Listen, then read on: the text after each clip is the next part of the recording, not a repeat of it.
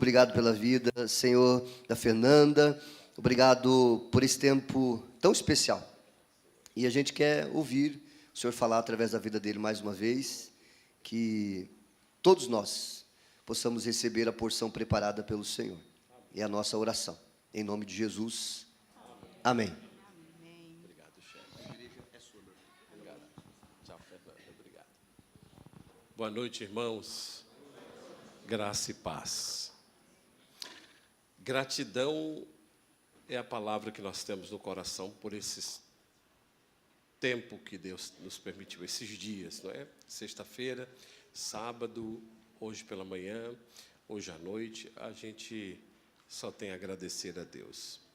Agradeço de coração a hospedagem dos irmãos Família Cassol, que nos recebeu tão gentilmente. A gente, nessa caminhada de percorrer alguns lugares, a gente fica, às vezes, em hotel, às vezes em pousada, e às vezes em casa, né, de alguns irmãos. E, normalmente, quando a gente fica em casa, a gente fica assim, um pouco com alguma dificuldade, né? A gente fica com... E o povo, às vezes, não deixa a gente à vontade, porque o povo fica conversando, a gente não pode dormir.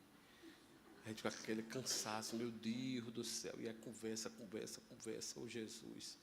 E tem casas também que já nos hospedaram muito boas, muito agradáveis. Mas a casa que nós ficamos agora foi uma casa muito agradável, né, Fernanda? A companhia dos irmãos. Nos deixaram bem à vontade. Ontem de manhã a gente estava muito cansado, de sexta para sábado. Nós dormimos, acordamos 9 horas no sábado. Eles já estavam trabalhando, porque eles têm que trabalhar mesmo, né? E nós tínhamos que ficar em casa descansando, não é? O folgado era a gente, eles que eram os trabalhadores. E daí a gente foi lá para a cozinha e a gente remexeu os armários, achamos coador, achamos o pó de café, achamos açúcar, fizemos o café. Nos sentimos em casa. Sentimos tão em casa que depois eles chegaram. Aí nós dissemos a eles: meus queridos, sintam-se à vontade, façam de conta que vocês estão na casa de vocês. De tão à vontade que nós estávamos, né? A Flor e Bela, né? Gente, as cadeirinhas já conversaram hoje comigo, disseram que queria vir para a igreja, que queria ser batizada. Né? Latiram até em baiano. Latiram em baiano. Né? E, assim, até as cachorrinhas ficaram amigas da gente, né, Fernanda? Sentaram no colo, prosaram, digo, olha, vocês não insistem não, porque eu carrego, né? Então, minha gratidão à família que nos hospedou muito gentilmente. A gratidão ao pastor Josias e ao irmão Jean, que foram nos apanhar lá em Porto Alegre. Dormiram mal também. Jean, que é um legendário raiz, suportou o ronco do pastor. Meu irmão, você vai para o céu sem fazer esforço, meu filho. Denise, minha filha, você é uma guerreira. As histórias que eu ouvi, eu falei, meu Deus do céu, que povo, como o povo ama, né, gente? Muito obrigado, viu, Jean, por ter ido, pastor Josias, e também pelo convite, pela alegria de poder conhecê-lo pessoalmente, conhecer essa igreja tão querida, essa comunidade tão maravilhosa de sulistas aqui em Três Passos, Rio Grande do Sul. Eu estou, assim, feliz e vendo o quanto Deus faz nesse país maravilhoso. Esse é o nosso país, né, multicultural, de vários sotaques, de várias culturas, de várias comidas. Uns comem pimenta, não sentem nada, outros comem e sentem. Eu comi hoje, pela primeira... Eu não sabia o que era pêssego, assim, ao vivo e a cores. Aí eu vi uma frutinha na casa dos nossos anfitriões, né? Não, mas foi na casa deles ontem de manhã. Eu falei, Fernanda, essa frutinha aqui, Fernanda, não sei, parece que é maçã. Eu falei, uma maçã miúda, assim, não é? E ficamos naquele negócio. Quando foi hoje, cheguei na casa do Edson, eu não resisti. Eu falei assim, meu Deus, gente, o que é isso aqui? Aí eu falei, isso é pêssego. Eu quase caía para trás. Esse pêssego ao vivo e a cores, a fruta na minha mão. Eu fiz um vídeo, mandei para a Bahia, mandei para Donald Trump. E ele disse, Pastor, very good. Eu digo, isso é pêssego. Eu digo, é alguma semelhança contigo, amarelo e amarelo, né? Eu fiquei tão feliz, e aí eu comi com a casca, assim, coisa maravilhosa. Eu comi cuca com comida salgada, não é, gente? Agridoce. Eu fiquei, assim, maravilhado na casa dos irmãos Jabes, Aline, e hoje à tarde na casa do irmão Edson e da Denise 03, não é? Foi muito bom estar lá, ver aquela rumba de água, aquela fartura de água. Que coisa boa, gente, que coisa boa. Eu estou muito grato a Deus por esse tempo e quero, de fato, agradecer e parabenizar o pastor Josias pela visão de investir em famílias, não é? A conferência de casais, o tempo foi, assim, precioso. Deus abençoe também a irmã Denise, ontem nos recebeu com um jantar tão especial, e a Denise do Josias, né? A 02, muito bem. Muito obrigado pela recepção, não é, Fernanda? Fomos, assim, enormemente abençoados. Aos meninos da comunicação, que me assessoraram sexta e ontem lá no slide, vocês são, ó, nota 1000 para vocês. Vocês sabem o que é isso aqui também, né? Que vocês estão viciados também, né? As menininhas, sim, todo mundo sabe, né? Pousando no amor, Rei Eterno, não é? Vicenza, o que mais? Advogada coisada lá. Eu assisti com as minhas filhas, eu tive que ver o que é que está rolando lá. Irmãos, gratidão, gratidão, gratidão e gratidão. Gratidão aos irmãos que me deram chimarrão ontem. A recepção da igreja muito boa, os irmãos muito atenciosos. Os gaúchos me disseram que são reservados e tal. E eu saio daqui com a impressão de que os gaúchos são bem animados, né? Bem animados. A igreja cantando, feliz, luzinha apagada, fumacinha. Eu digo, para quem é reservado, reservado é o povo mineiro. Se essa fumaça rolar lá, corta a cabeça. Mas que bênção poder estar aqui. Os líderes do Ministério de Casais. Irmãos, o Cleiton foi, assim, de uma atenção tão constrangedora que eu fiquei, meu Deus, eu estou constrangido do cuidar desse irmão. Toda hora mandava uma mensagem. Ele disse, aqui é o Cleiton, esposo da Maikele, e nós somos responsáveis pelo Ministério de Casais, e pastor, como é que o senhor está? E está chegando, já fez uma boa viagem, e pediu até a localização. Eu digo, aí é da Polícia Federal mesmo. Obrigado, meus queridos, viu? Deus abençoe vocês demais. Nós vamos ler a palavra do Senhor.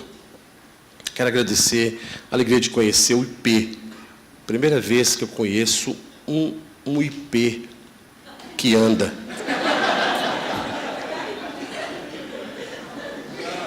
Gente, falei, gente, IP, falei, esse cara deve ser alto, né? Pelo nome IP e tal. Quando eu cheguei aqui, eu digo, gente, realmente muito alto, não é? Deus te abençoe. É bonito. Olha, meu filho, eu vou te falar uma coisa. A sua autoestima é tão alta quanto a sua altura. Mas tá bom, né? O que é que eu posso fazer? Esse é o IP de vocês. Mas você é rosa ou você é branco? Amarelo? Não, rosa não, pelo amor de Deus. O pessoal já fala dos gaúchos, que é isso, pô. Ah, tá bom. Deus abençoe, viu, meu irmão? Na condição de vice-prefeito, que Deus te abençoe e te faça prefeito dessa cidade. Espero voltar e ver o prefeito. Quando é que vai ter eleição? 28. Ah, tá tarde. Então, segundo o pastor, diz que só volta em 27, né? Como se ele governasse o tempo. Se eu quiser voltar, amanhã eu volto.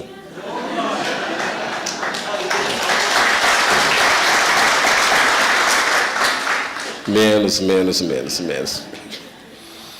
Mas é isso, gente. Onde é Minas? Minas é logo ali. não há distância nesse país maravilhoso. Eu amo ser brasileiro, sabe? E que Deus abençoe vocês todos de modo especial. Nós vamos ler o texto e, antes de lê-lo, eu quero me sentir à vontade de fazê-lo. A nossa vida, a minha vida, de Fernanda, das nossas filhas, é uma vida baseada em milagres. Nós somos um milagre vivo. Ao longo da nossa jornada do ministério pastoral, nós temos sido sustentados, indiscutivelmente, pelas mãos de Deus. É Deus que sustenta. Lá em casa a gente tem tido experiências tão profundas com o Senhor, desde o ministério pastoral até a nossa estada com Ele agora, da gente pensar, da gente verbalizar nos nossos cultos domésticos, que nós gostaríamos de ter algo, uma roupa, um sapato, uma caneta. As minhas filhas diziam assim, eu queria aquele jogo tal, de caneta e tal, um negócio assim, de adolescente na época. E naquela semana, aquele jogo de caneta chegar para nós. Nós somos um milagre vivo.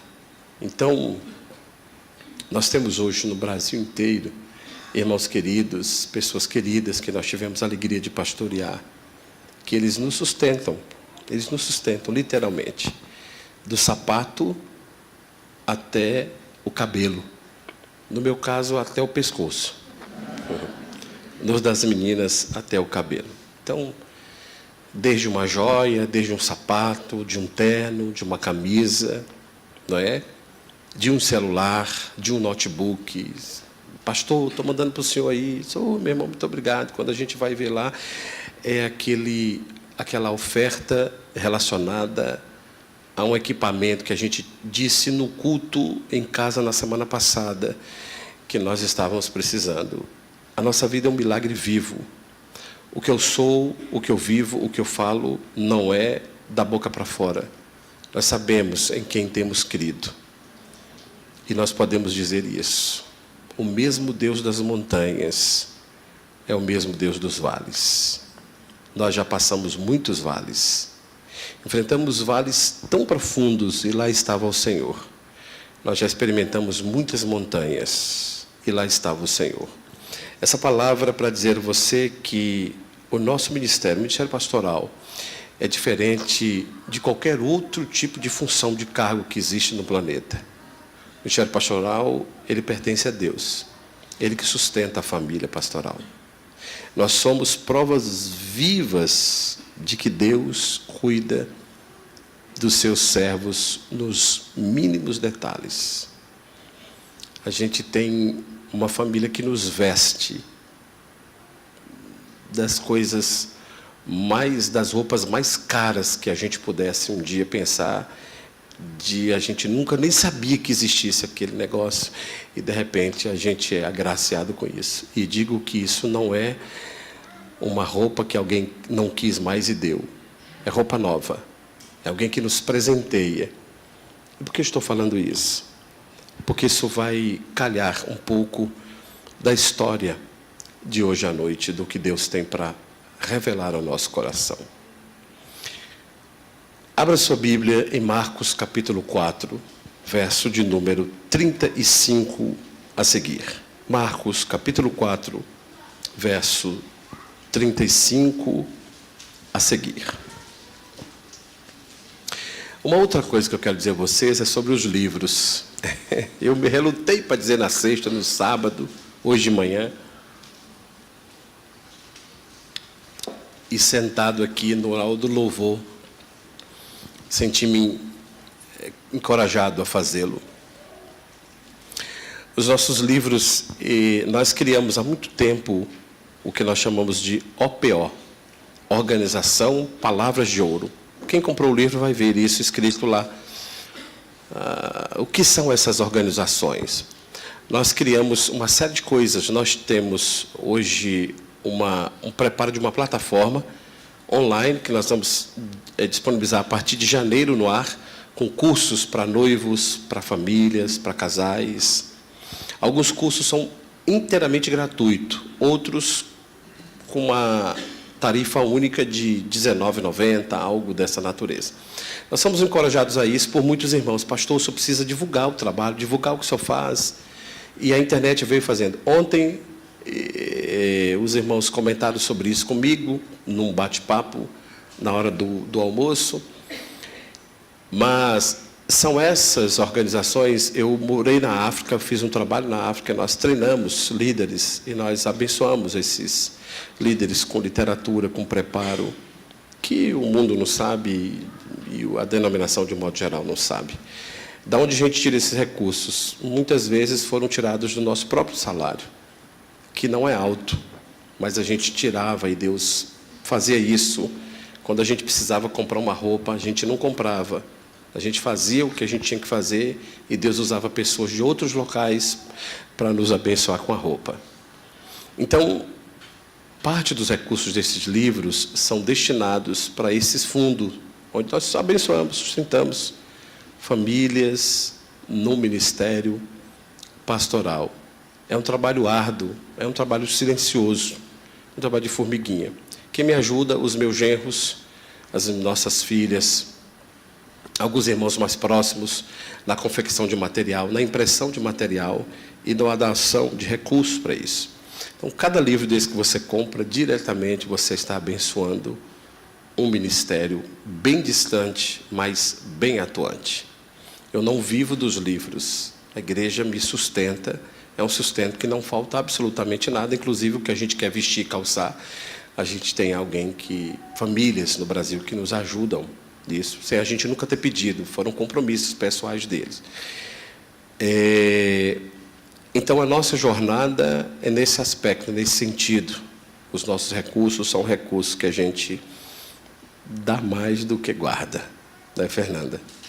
Às vezes a gente termina a conta e diz assim, como que a gente conseguiu pagar? Mas em nenhum momento as obras ou os ministérios ficaram sem sustento. É um negócio milagroso, eu não sei dizer como. Então, a organização Palavras de Ouro funciona dessa forma. Palavras de Ouro é porque a gente começou com um programa de rádio há muitos anos atrás, falando de família, falando de casamentos. No Rio de Janeiro, numa rádio, a gente tinha um programa chamado Programa Palavras de Ouro, com o pastor Silvio Lamego, reflexão de Fernanda Lamego. Então, a gente pegou isso, teve uma rádio online, depois a gente tinha um sonho de comprar uma rádio. Aí veio a internet facilitando para a gente não ter que precisar de uma rádio. Então, a internet hoje. Então, a gente está adquirindo uma plataforma que é cara, a mais barata que a gente achou, tudo aqui no Sul.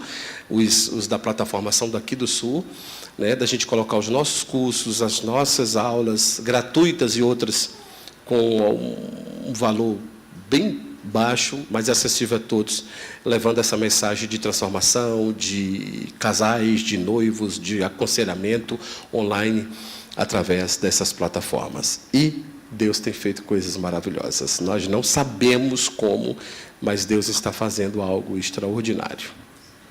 E nisso tudo, a gente comprou a nossa casa própria esse ano, que é um sítio próprio, e a gente mora na roça, no sítio próprio. Nós compramos sem dinheiro.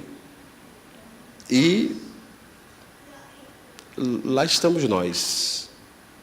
Não sei explicar. São coisas inexplicáveis. Por isso eu digo aos irmãos, a nossa família é um milagre vivo da parte de Deus. Marcos 4:35 a seguir. Naquele dia, sendo já tarde, disse-lhe Jesus, passemos para a outra margem. Diga comigo, irmãos, passemos para a outra margem. Muito bem. E eles, despedindo a multidão, o levaram assim como estava no barco, e outros barcos o seguiam. Ora, levantou-se grande temporal de vento, e as ondas se arremessavam contra o barco, de modo que o mesmo já estava a encher-se de água. E Jesus estava na polpa, dormindo sobre um travesseiro. Eles o despertaram e lhe disseram, mestre, não te importa que pereçamos? E ele, despertando, repreendeu o vento e disse ao mar, acalma-te e emudece. O vento se aquietou e fez-se grande bonança. Então lhes disse, por que sois tímidos assim tímidos? como é que não tendes fé? E eles, possuídos de grande temor, diziam uns aos outros: quem é este que até o vento e o mar lhe obedecem? Marcos 5, verso 1, a história continua dizendo: entre mentes, apesar disso, chegaram à outra margem do mar, porque vocês disseram no verso 35, passemos para a outra margem. Portanto, o verso 1 ele diz: chegaram à outra margem do mar, a terra dos Gerazenos, e ao desembarcar, logo veio dos sepulcros ao seu encontro um homem possesso de espírito imundo, o qual vivia nos sepulcros, e nem mesmo com cadeias alguém podia prendê-lo, porque tendo sido muitas vezes preso com grilhões e cadeias, as cadeias foram quebradas por ele e os grilhões despedaçados, e ninguém podia subjugá-lo.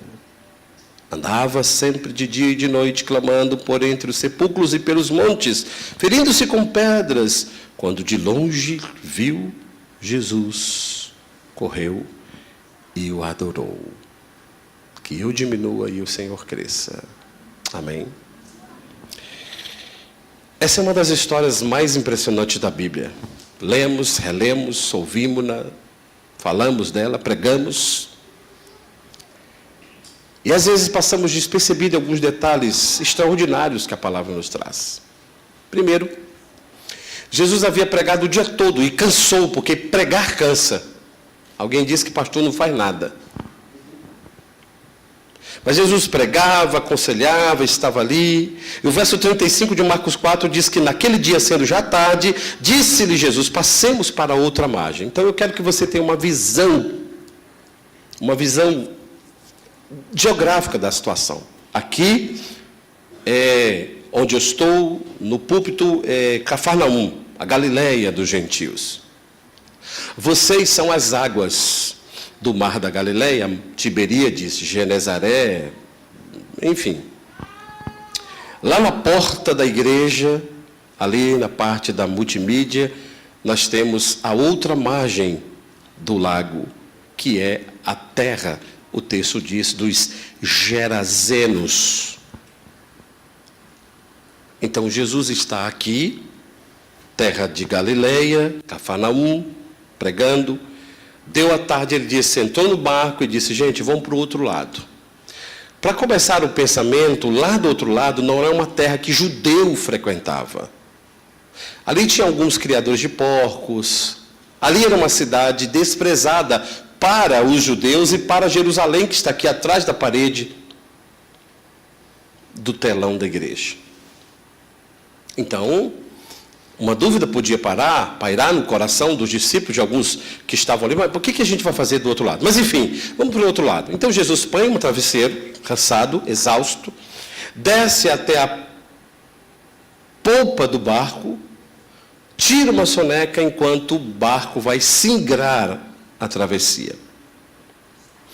Nota de rodapé número 1. Este era um lago de água doce, não era água salgada, era água doce.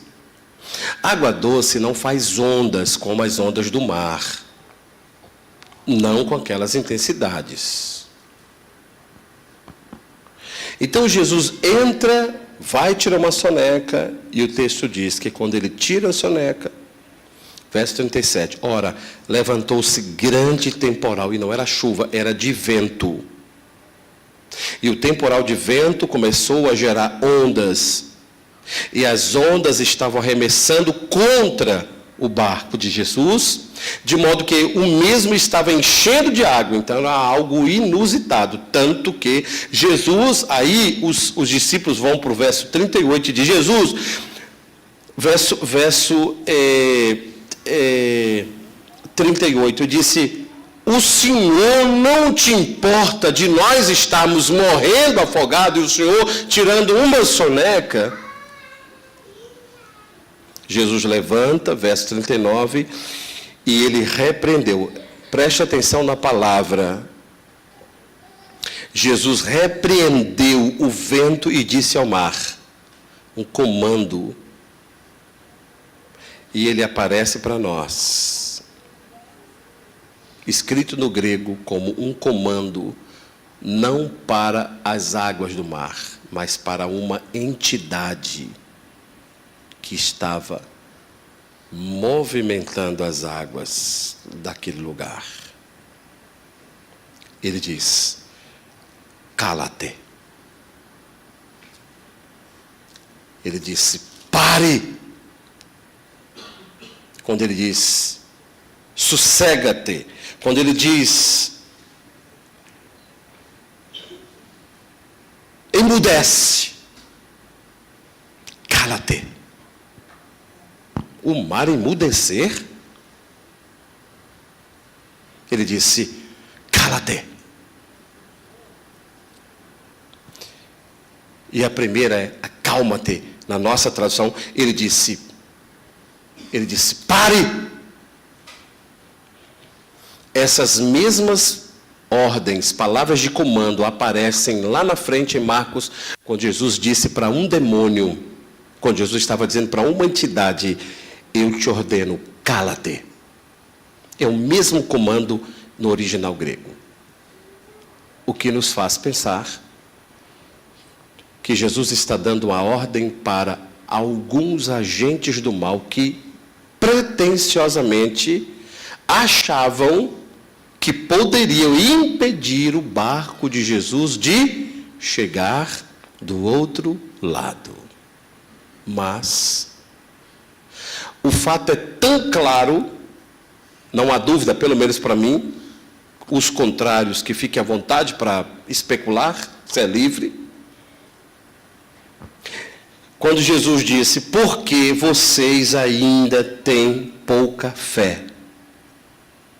Quando você vai para a originalidade desse texto, ele está dizendo: vocês andam aqui o tempo todo. Quando vocês viram esse tipo de vento?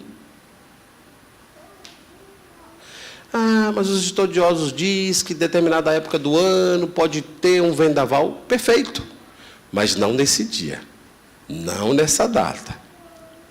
Porque se você for pesquisar a data dessa travessia, não era a suposta data do suposto vendaval, que supostamente, eventualmente, acontece no mar da Galileia, água doce. Jesus está mostrando para esses homens: vocês são tímidos de fé. Por que vocês não entendem que o que está acontecendo aqui é sobrenatural? Por que vocês não abrem os olhos para perceberem que as trevas estão tentando impedir a nossa marcha, o nosso propósito, a nossa obra, a nossa missão? E contra demônios, Jesus não tem conversa. Ele diz: pare e cale a boca.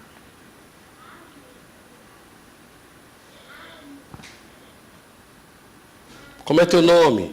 Veio da onde? Está fazendo o quê? Recebeu o quê? Recebeu o quê? Que trabalho fizeram? Que conversa? Cala-te! Pare!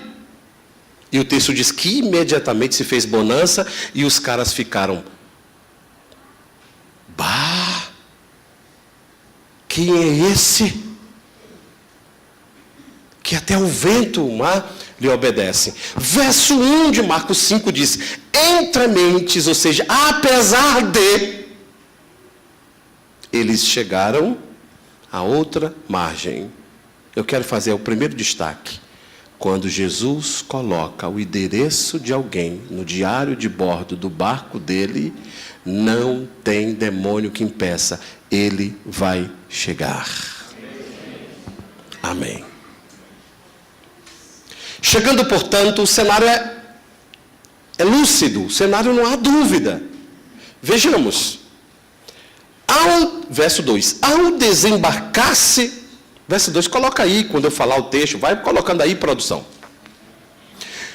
Quando desembarcou imediatamente, depois da vírgula, um homem possuído de um espírito impuro saiu do cemitério e veio ao encontro de Jesus.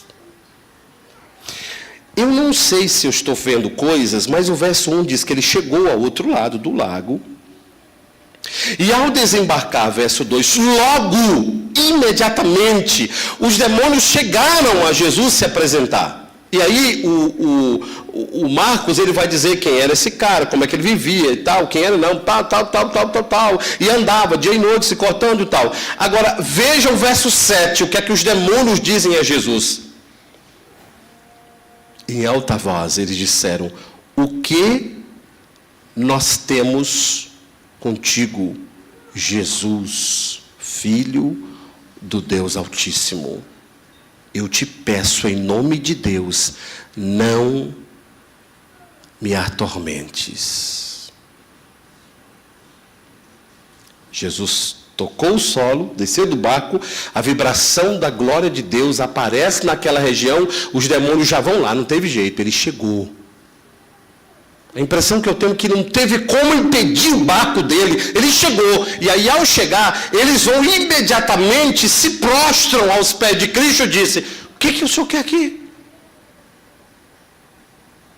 Esse lugar é podre. Esses homens são nossos. Olha aqui, eu estou falando dentro de um homem. É isso que os demônios estão dizendo. Essa vida aqui que eu estou falando dentro dele é nossa. O que o senhor veio fazer aqui? Reconhecemos que tu és o Filho de Deus, mas peraí, fica lá na Galileia, mas aqui não, aqui é o meu canto, aqui é o meu chiqueiro, aqui é o meu espaço, aqui é o local que eu trabalho. O que o senhor quer fazer aqui? Então deixa eu te pedir, já que tu veio, vai fazer alguma coisa, porque chegou, então eu peço, não me atormente, em nome do teu Pai. Verso 8, porque Jesus já havia dito ao demônio, espírito imundo, sai desse homem. E o espírito imundo, como diz o texto, saiu. Queremos continuar aqui nessa região. Está vendo aqueles porcos? Por favor, não nos manda para o deserto, não nos manda para o inferno. Deixa a gente aqui. Olha os porcos ali. E Jesus diz, tudo bem, pode ir embora, vai para os porcos. Eu não tenho nada a ver com esses bichos aí. Eu quero saber é desse homem. Eu vim aqui para salvar esse homem. E o texto diz que eles entraram nos porcos. Verso de número 10. Leiamos, por favor. E os espíritos imundos suplicaram repetidamente que ele não os enviasse a algum lugar distante. E havia uma manada de porcos pastando no monte ali perto, e o texto diz que Jesus permitiu. Então, saindo os espíritos imundos do homem, entraram nos porcos, e a manada, que era cerca de quase 2.000, precipitou-se despenhadeiro abaixo para dentro do mar, onde se afogaram. Mas eles querem ficar naquele local. Jesus diz, tudo bem, pode ficar por aí, mas nesse homem não mais, nessa vida não mais. Então Jesus libertou o homem, sim ou não? Vocês estão vendo tudo? Está tudo no texto isso que eu estou falando? Bom, não sabemos como esse homem chegou a esse estado. O fato é que ele estava terrivelmente possesso. E o diabo, quando entrou na vida desse homem, ele atingiu 4 áreas mais importantes da vida de um ser humano. Primeira área que o diabo atingiu, vejamos, a área emocional. O texto diz no verso de número 5, ele andava sempre de dia e de noite, clamando por entre os sepulcros e ferindo-se com pedra. É uma pessoa desequilibrada emocional, se rasgando todo. Área emocional. E não dormia de dia e de noite. Não dorme, de dia e de noite. Esse homem está perturbado. Área emocional. Segunda área, a área moral.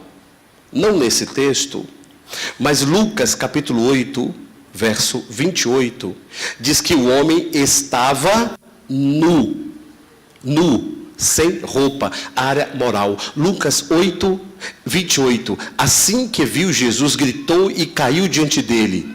Então disse em alta voz,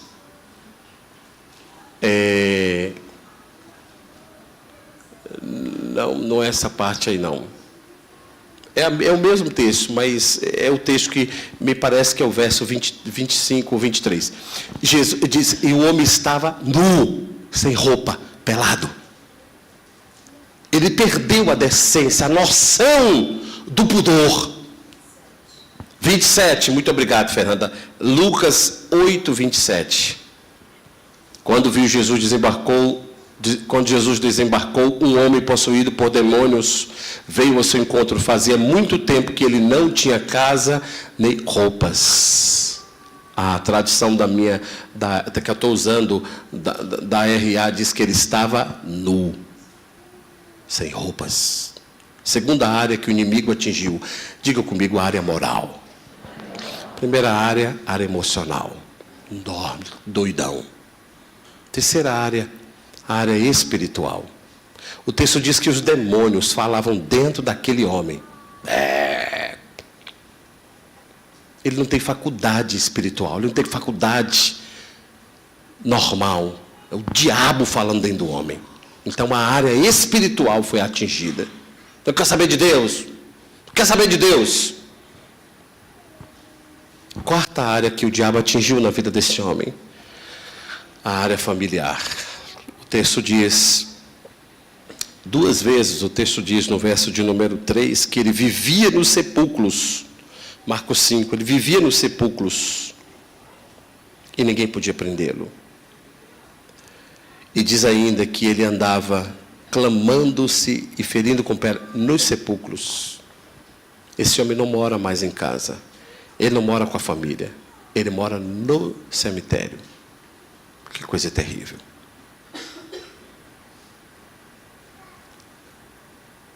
Área emocional,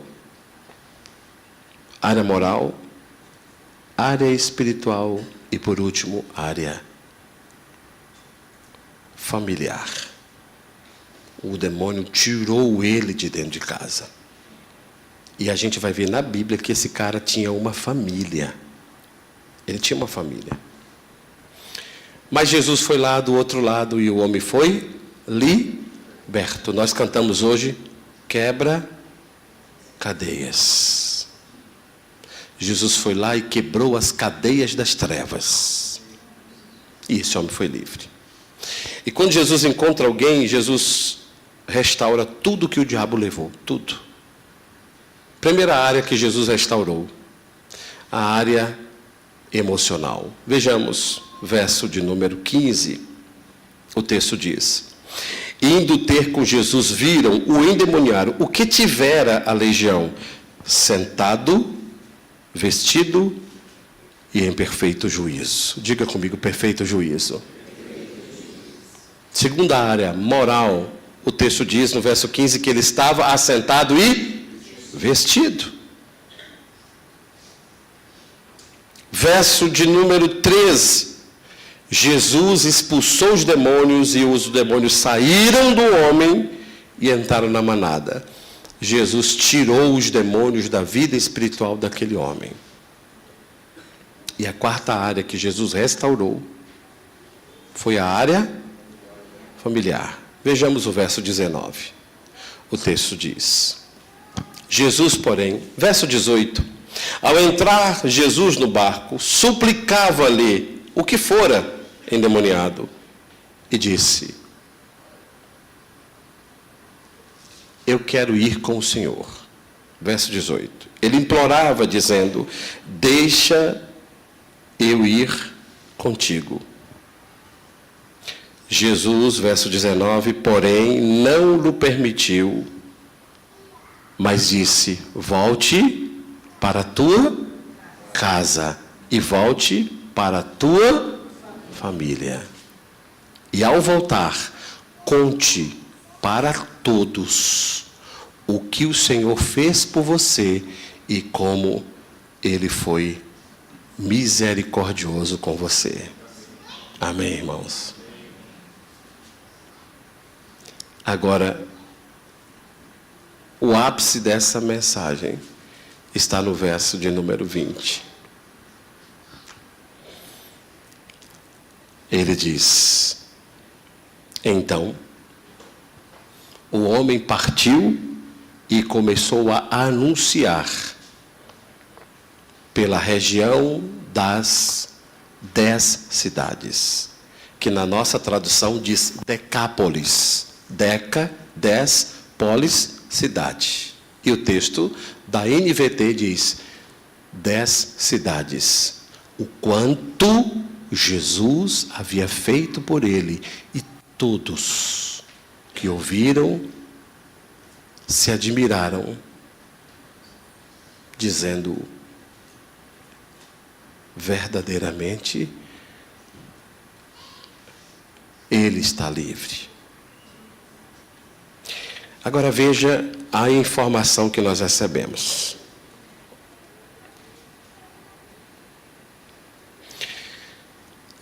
Em nenhum momento Jesus disse isso, mas os evangelistas são bem detalhistas nesse ponto. Ele saiu anunciando aonde? Aonde ele foi anunciar? Na região das 10 cidades.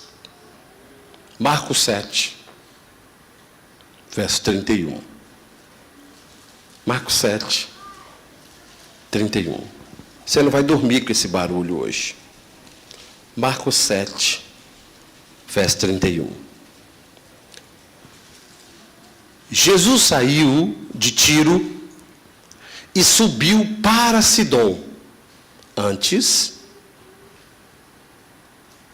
de voltar ao mar da Galileia e com a crase, região das quantas? 10 cidades. E o verso 32 diz que então lhe trouxeram um surdo e com dificuldade de falar, ou de fala, e lhe pediram que pusesse as mãos sobre ele e o curasse.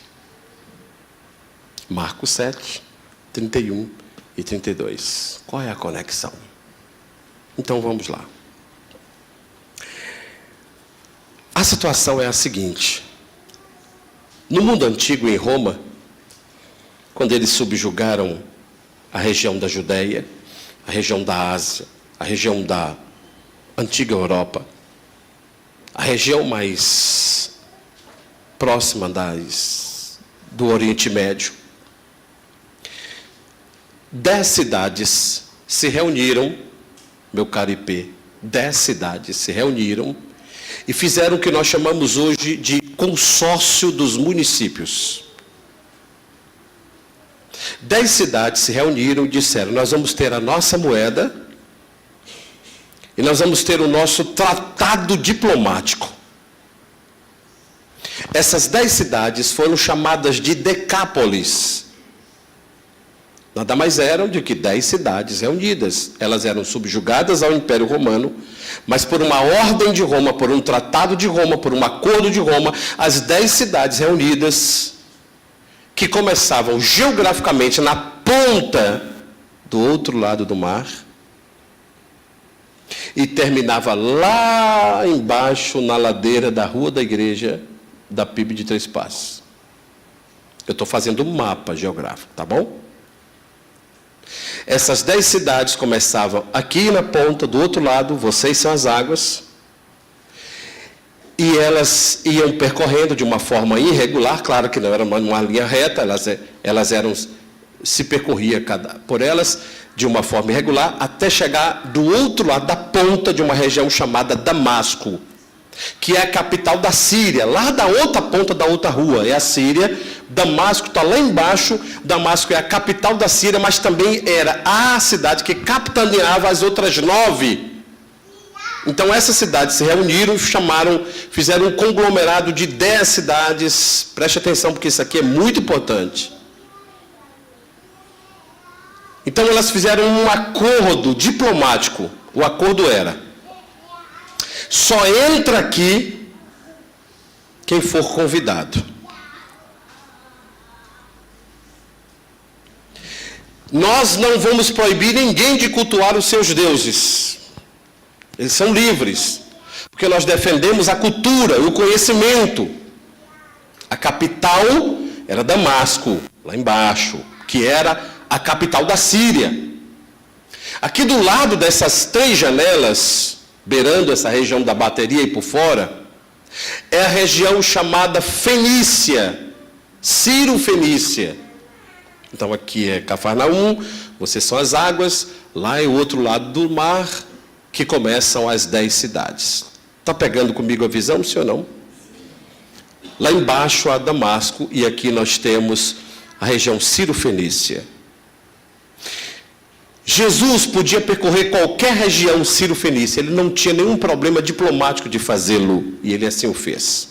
Então Jesus está aqui, ele foi lá.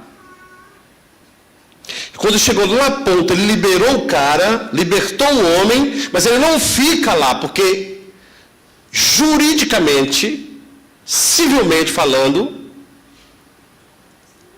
ele não pode ficar lá. Ele não pode nem comprar e nem vender. Ele pode chegar com o barco, desembarcar, entregar mercadoria, ou comprar mercadoria, desde que elas estejam anotadas na alfândega de cá, de Roma, que quem ficava nessa época, muitos anos atrás, era Levi, o mais tarde Mateus, que se torna um evangelista. Mas então você pode ir lá fazer qualquer coisa, mas desce, mas não fica lá. Não pode ficar lá. Você não tem autorização, você não tem um documento para ficar lá. Para você ficar lá, você tem que ter um convite de lá de dentro, de alguém de lá te convidando para entrar. Você tem que ter uma carta, um documento que prove isso. Preste atenção em alguns dados da história. Quando Roma começou aqui, do lado de cá, perseguir o povo de Deus, preste atenção. Quando Roma começou a perseguir o povo de Deus aqui, o povo de Deus corria e fez o maior quartel-general do cristianismo aonde? Na cidade de Damasco. Não por acaso, mas por estratégia divina. Deus estava atrás do consórcio. Deu caro IP. Deus estava regulamentando toda aquela situação juridicamente com um propósito. Com um propósito. Tudo que acontece no mundo tem a mão de Deus.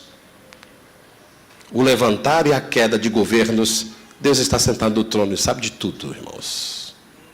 Deus sabe de tudo. Porque Ele é o que levanta e é o que abate. A cidade de Damasco passou a ser o quartel-general dos cristãos na época de Roma. Isso pós-Jesus, pós-Paulo e antes de Paulo. Então está todo mundo ali reunido. E não há nada que os segregue. Não há nada que os impeça de cultuar a sua religião. Por isso que lá é um quartel-general. Só que lá não é só juridicamente quartel-general. Lá tem o rio da Síria. O rio da Síria, que lá no Antigo Testamento, olha para mim, lá no Antigo Testamento, Naamã disse a menininha: gente, como é que eu vou mergulhar lá no rio podre do Jordão? Que o Jordão era uma carniça. Poluído. E eu tenho aqui o rio da Síria para eu entrar e sair limpo. A menina disse: pois é, mas o profeta disse que é lá. E aí o profeta falou para ele mergulhar no rio Jordão. Então, lá na região de Damasco, da Síria, tem escoamento de mercadoria para todo lugar. Foi lá, olhe para mim, foi lá em Damasco que saiu uma turma de Damasco, de cristãos fervorosos, e foram plantar uma igreja na cidade de onde morava o médico Lucas, chamada Antioquia. Essa turma que foi lá plantar um pequeno grupo na cidade de Antioquia, deu mais tarde origem à igreja de Antioquia. Ela sai de Damasco. De Damasco, Deus estava com o projeto do evangelho chegar até um local que vocês não vão acreditar. Foi por causa de Damasco que o evangelho chegou a uma cidadezinha chamada Três Passos, no Rio Grande do Sul. Não foi por causa de Jerusalém, foi por causa de Damasco. Então, as cidades da Decápolis só entrava quem recebia convite. Jesus atravessa o mar, salva um cara que eu e tu não daria nada por ele, aliás, chamaria a polícia,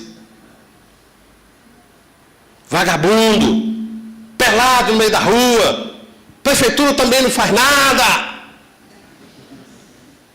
aí ó, tá andando, esse cara tá maluco.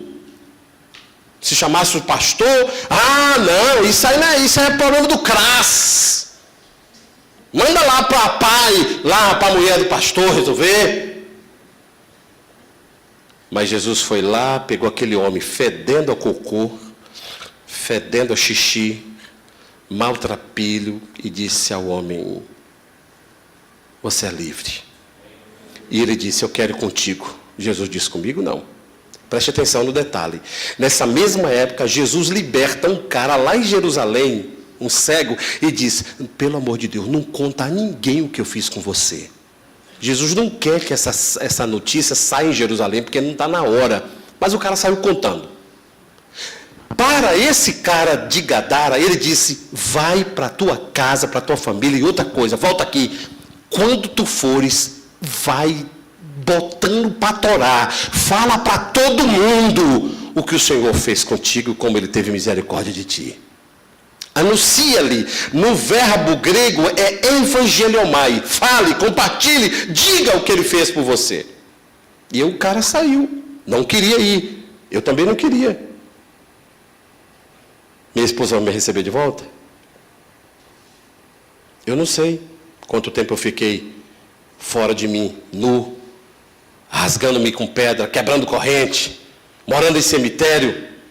Será que meus filhos me receberiam de volta? Então eu quero contigo, Jesus, quero contigo. Ele disse: não, meu filho, vai para casa, vai para os teus, agora diga o que eu fiz. Agora preste atenção. Se Flávio Joséfos, o maior historiador dessa história, estiver correto, é possível, com grande chance de acerto, que esse homem, ele fosse morador da cidade de Damasco.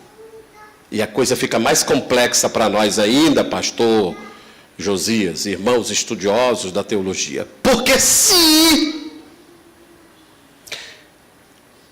Eusébio de Cesareia, Tertuliano e os pais mais próximos do apóstolo João e o historiador Plínio estiverem corretos,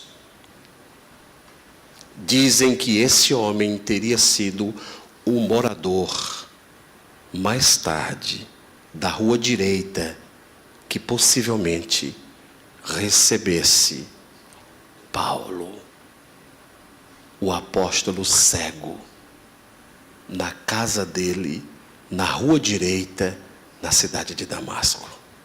Nós não sabemos. É se.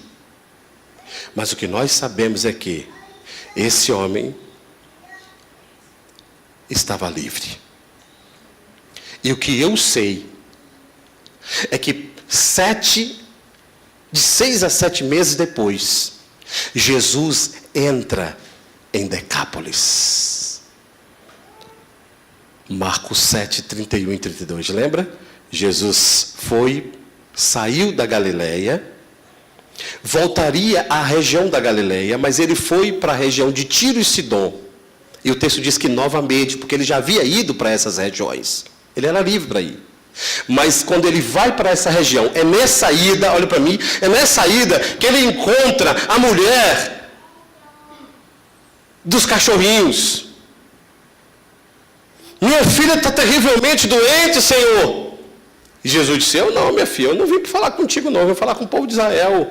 Tu acha que é justo tirar o pão da mesa dos filhos para dar para os cachorrinhos? Ela disse: não, eu não quero pão não, Senhor. Eu quero a migalha que cai da mesa do mestre para os cachorrinhos. Jesus: opa, nem Israel tem uma fé dessa. Pode ir que tua filha está sarada. Essa é a mulher Ciro-fenícia. Ele estava percorrendo esse caminho. Então ele chega onde? Ele chega na região de Damasco, na região de Decápolis. Jesus percorre as 10 cidades se a informação estiver correta, de 6 a 7 meses. Jesus só entra lá porque um suposto morador de Damasco teria dado autorização para ele entrar. A história diz que esse homem é o possível anfitrião de Jesus. Jesus não salva uma pessoa por acaso, ele salva todo mundo com um propósito. E para completar o dinheiro da coberta, como diz na Bahia, Paulo saiu de Jerusalém, lá de trás do telão, para ir a Damasco. E ele saiu com o que na mão? Do Sinédrio, com uma carta. Ele só pode entrar em Damasco com uma autorização. Jesus só podia entrar com uma autorização. Só que no meio do caminho, meu irmão, Paulo ia fazer uma bagaceira. Paulo estava pronto para chupar o sangue daquele povo. Mas no meio do caminho o Senhor disse para ele: por que me persegues? Damasco é o quartel-general da fé dos cristãos. Jesus prega em Damasco, em Decápolis. O texto diz de Lucas, de Marcos 7, 31 e 32, que ele, quando entrou o povo, trouxe um surdo e ele curou, e ainda diz mais que ele fez grande passagem por ali. Jesus salvou aquele homem com um propósito. Amém.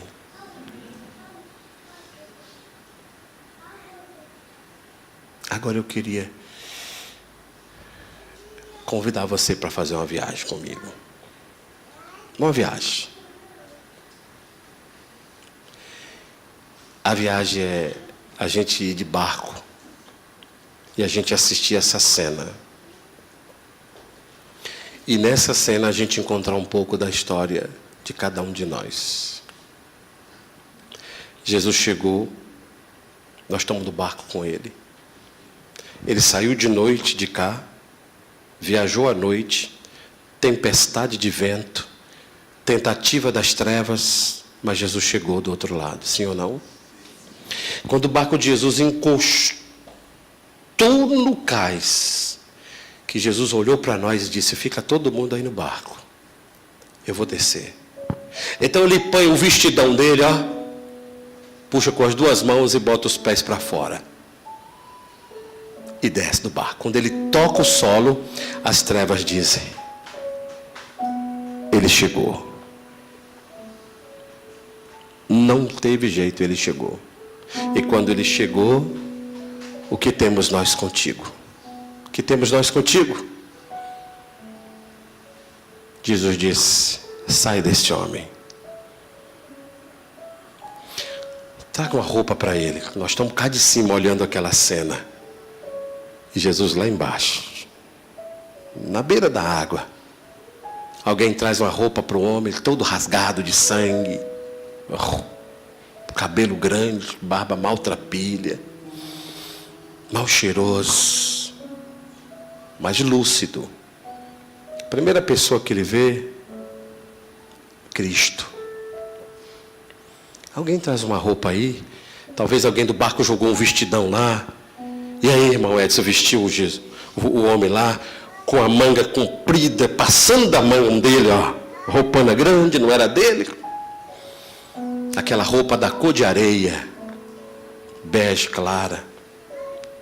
Vestiu aquele vestidão, melando de sangue. Os cabelos do homem caindo pelos olhos, Jesus limpando os olhos do homem aqui, o cabelo, e ele olhando para Jesus. E Jesus dizendo para ele assim: está tudo bem agora, está tudo bem. A roupona dele batendo no chão, melecando a bainha da roupa, daquela lama da água. E ele diz: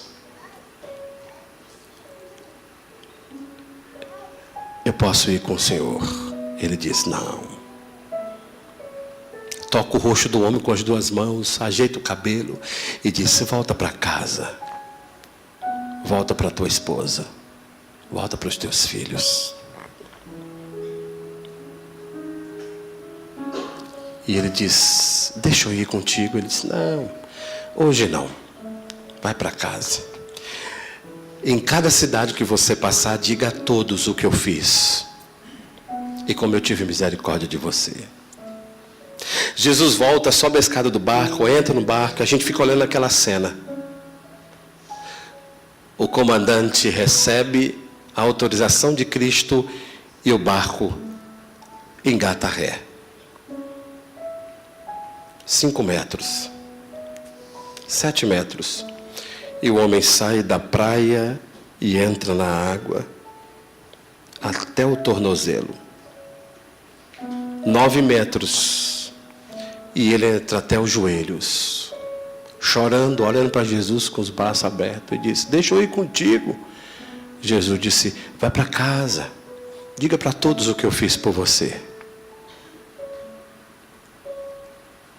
Aquele homem senta nas águas, a água já batendo na cintura, ele sentado, a ondinha leve da água doce indo e vindo, e ele chorando. 15 metros, 18, e o barco de Cristo faz uma curva a bombordo e volta para a Galileia. 25 metros, 30 metros, o barco de Jesus está ficando pequeno no lago, e o homem chora. 35 metros, e ele levanta. São 7h35 da manhã, o sol bem quente. Ele levanta molhado, seca as lágrimas com o resto da roupa, da manga, e volta para casa. Se a geografia estiver correta, ele vai percorrer 9 cidades até chegar em Damasco. De cidade em cidade. E ele vai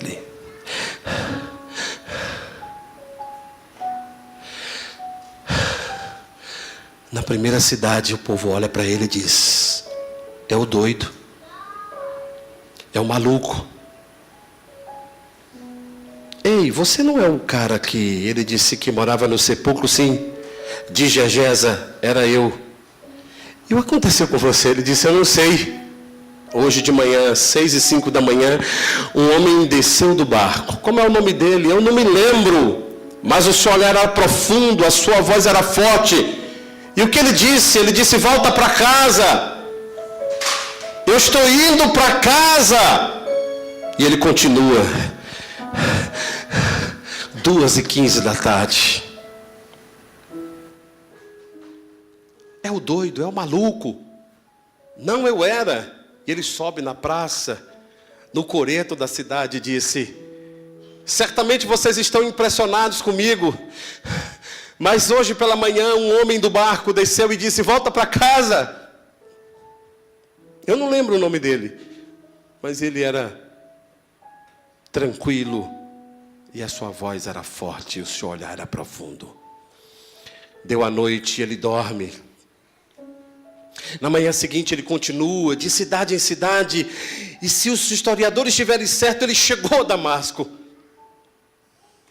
Talvez lá estava Juninho, 10 anos, brincando de bola de gude na rua.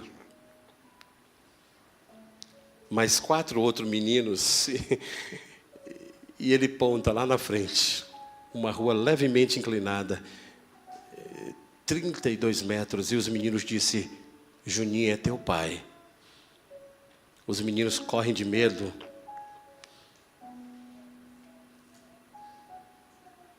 E voltam para dentro de casa e falam para os pais: o pai de Juninho está aí.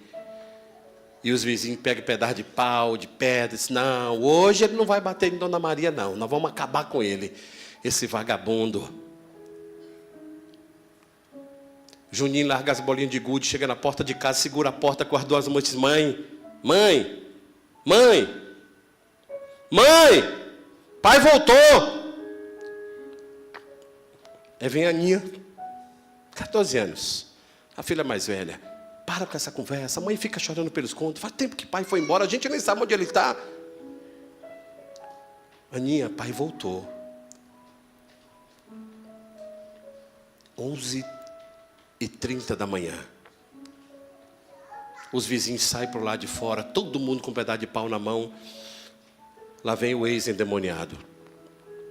22 metros. 18. Dona Maria seca a mão no avental, sai da cozinha preparando o almoço, chega na porta de casa, Aninha gruda do lado dela, Juninho do outro, e ela olha e disse: é ele, mãe. É ele. Mas ele está diferente. 12 metros. 8 metros.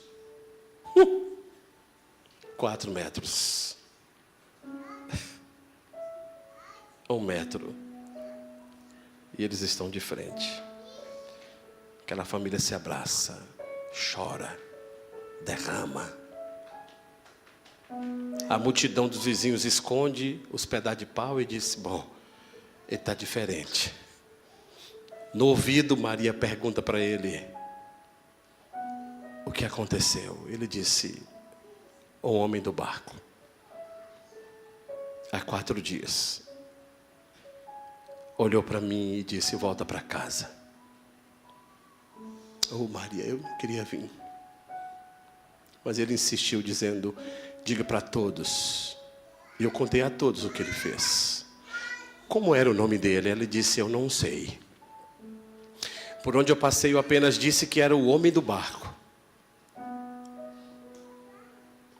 Eu posso ficar? E ela diz: assim pode. Se os historiadores estiverem certos, imagine a conversa desse homem, já com quase 90 anos mais tarde, com Paulo. Os dois na beira do fogão, 2 horas da manhã. Imagina. Quando eu vejo o Flávio José dizer isso, eu fico pensando: Edson, imagina esses caras conversando. Paulo perguntando a ele: então, eu já contei minha história, eu caí, fiquei cego, agora eu estou enxergando. E a sua, como foi? Talvez ele fosse lá na beira do fogão a lenha, apanhasse uma caneca de café, sentasse perto de Paulo e dissesse: ah, Paulo, era quinta-feira, o sol raiava entre as montanhas de Gergesa. Um barco desconhecido parou no cais e desceu um homem. E diziam que eu estava me rasgando com pedras, eu era uma coisa horrorosa. E ele olhou para mim: Paulo. Paulo disse: você viu ele? E ele disse: eu não só vi, mas como ele me tocou. E ele disse para mim: volta para casa.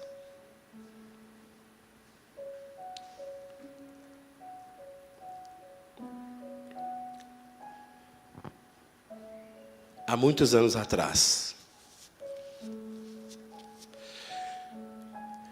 eu ouvi uma história que eu quero compartilhar com vocês.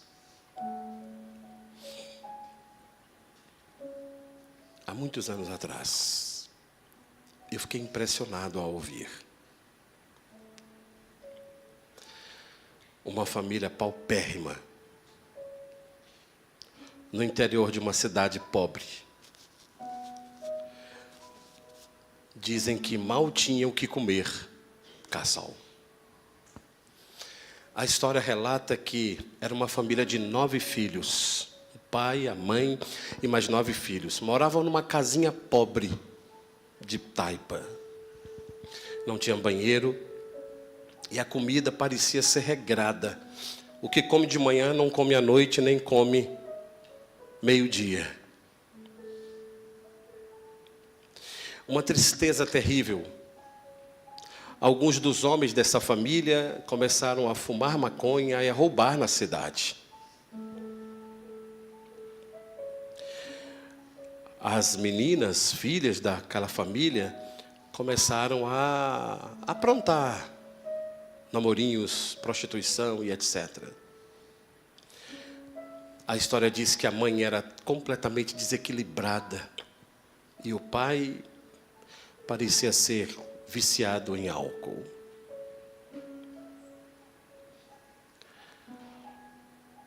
Uma criança de 11 anos foi até uma vendinha da cidade comprar uma das iguarias e o dono da venda disse: esse é filho daquela família? É. Dos meninos que roubam e das meninas que são piriguete? É. E alguém disse, mas a mãe desse menino tem a barriga podre. Os irmãos viraram ladrão e as irmãs viraram quenga. E o outro disse, daqui a alguns anos esse também vai ser a mesma coisa, vai fumar maconha. Ô família desgraçada.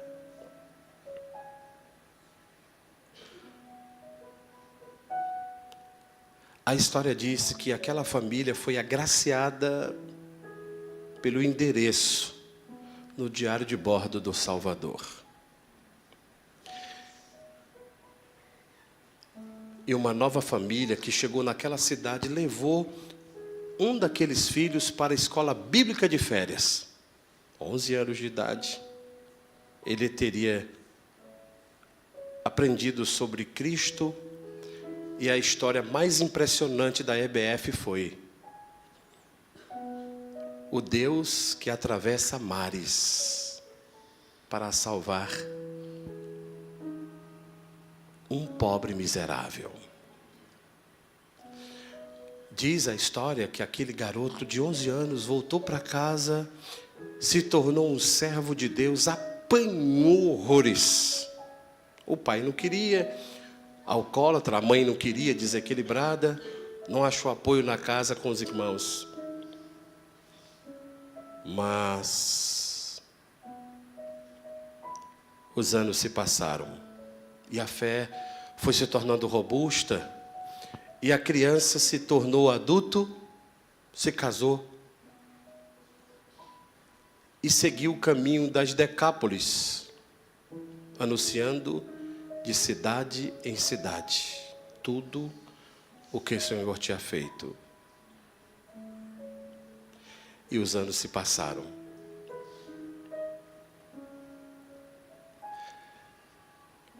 E aquela criança, outrora maldita, pôde casar os pais, batizou os pais, se casou, teve filhos e continua de cidade em cidade, dizendo a todos o quanto o Senhor fez por ele. Essa é a minha história.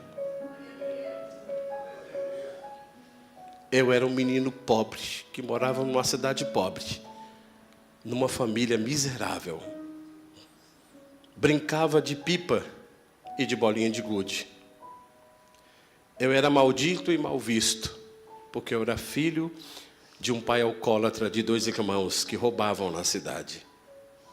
Mas eles mal sabiam. E nem eu, que um dia, naquela EBF, ele estaria escrevendo o endereço da minha casa e dizendo, vamos para o outro lado. Fique de pé, meu irmão, minha irmã. A grande pergunta, e eu quero dizer uma coisa para vocês. Um dos meus irmãos morreu.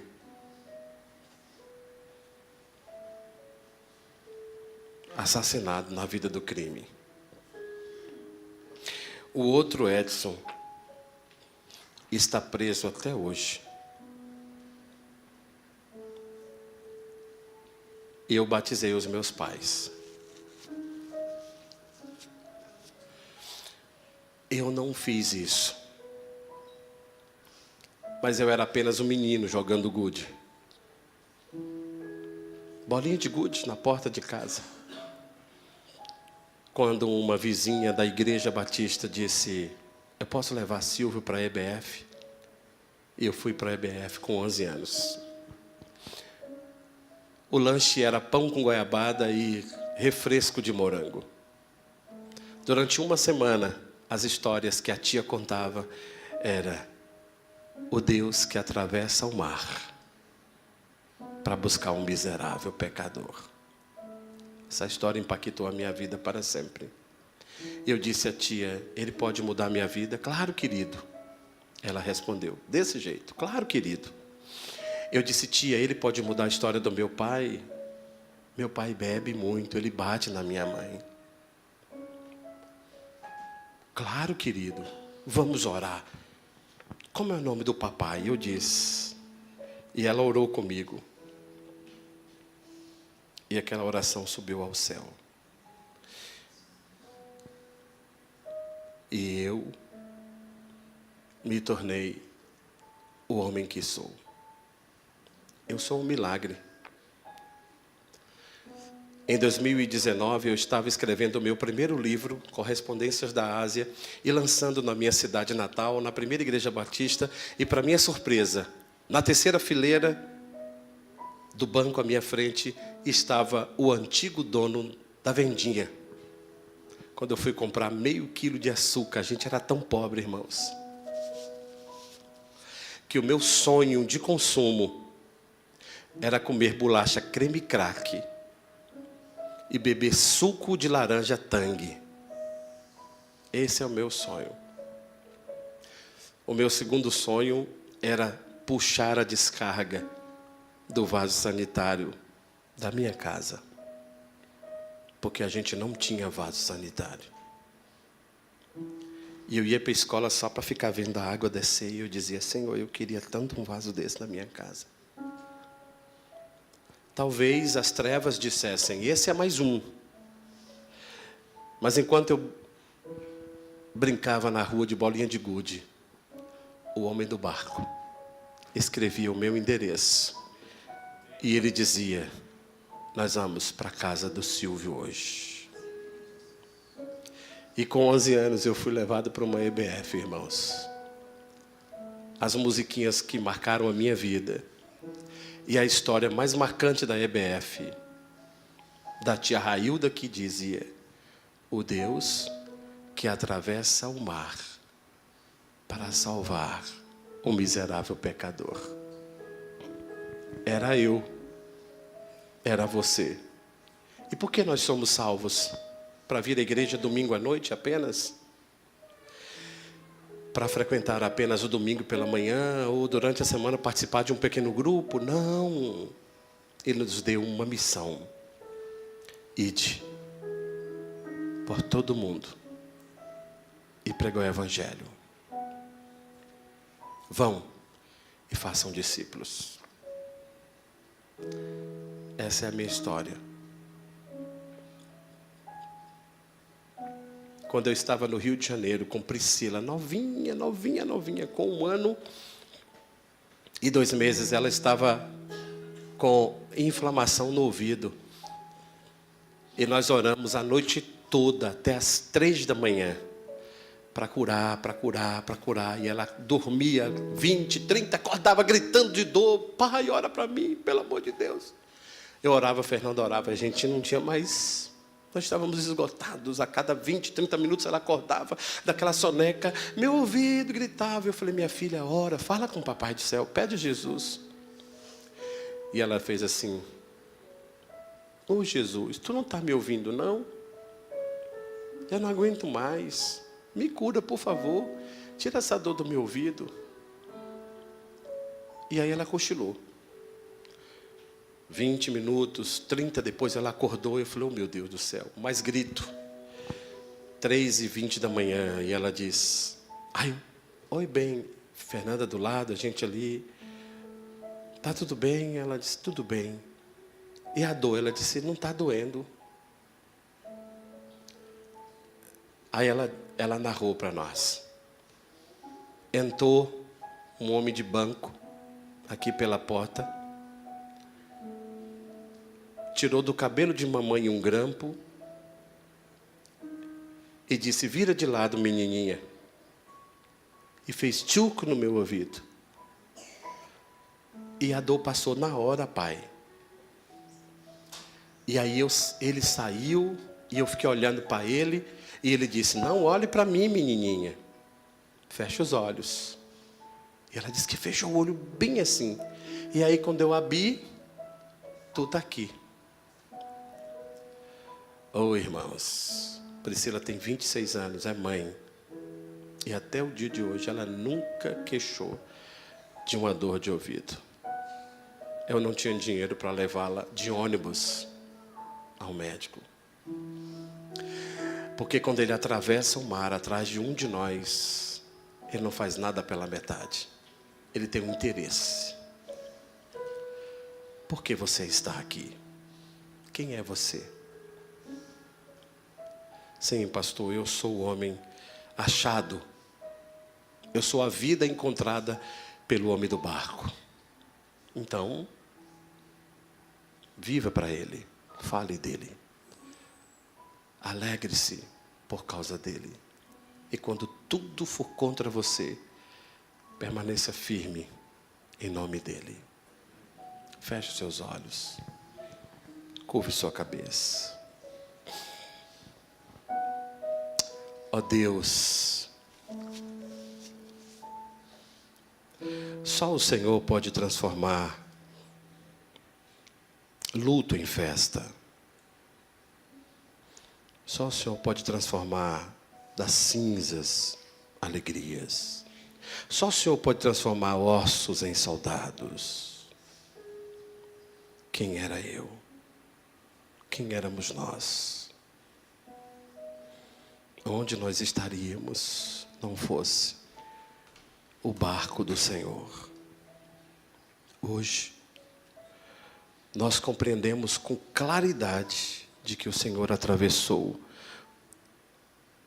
todas as adversidades só para nos encontrar. O Senhor deixou as 99 para ir atrás de uma ovelha perdida. Como é constrangedor saber que o Senhor fez tudo isso por alguém que ninguém daria nada. No fundo, nós éramos perdidos, sem esperança. Os casamentos estavam arruinados sem o Senhor. Ah, Deus, obrigado porque um dia o Senhor escreveu o nosso endereço no diário do teu Filho, Jesus, o nosso Salvador. Hoje, nós sabemos que